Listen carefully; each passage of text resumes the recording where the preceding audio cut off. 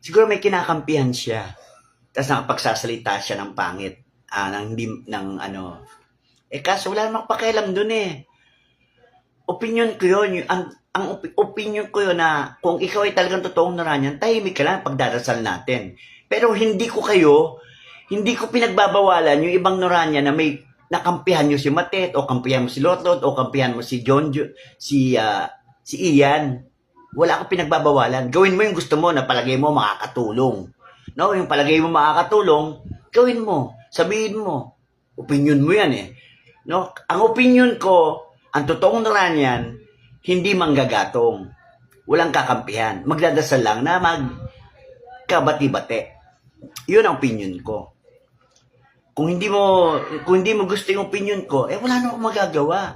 Gawin mo yung sayo. No? Tapos sasabihin mo pa, ginagamit ko lang si Ate Guy. Pag pupunta ka ng libingan ng bayani, hindi libre yun, mamamasahe ka. Pag manonood ka ng mga pelikula ni Ate Guy, hindi po libre yun. May bayad yun. Pag may party si Ate Guy, hindi rin po libre yun, may bayad po yun. No? Kaya wala naman pong libre. Halimbawa man kumikita ako kaya nakakuha ko ng yung ginagawa ko, nagko-content ako kay Ate Guy. Pinagtatrabahuan ho yun. Pinagtatrabahuan.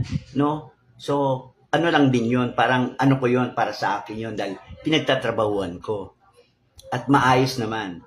Yung tingin ko yung credibility ko bilang isang content creator ni Ate Guy, marami naman nagtitiwala dahil marami naman akong followers, no? Kahit pa paano, meron na tayong 232,000 followers. Papunta na ako sa 233. So, ibig sabihin, marami rin nagtitiwala sa akin.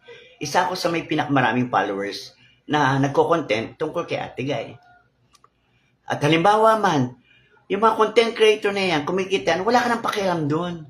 Hindi ka naman inaano mo.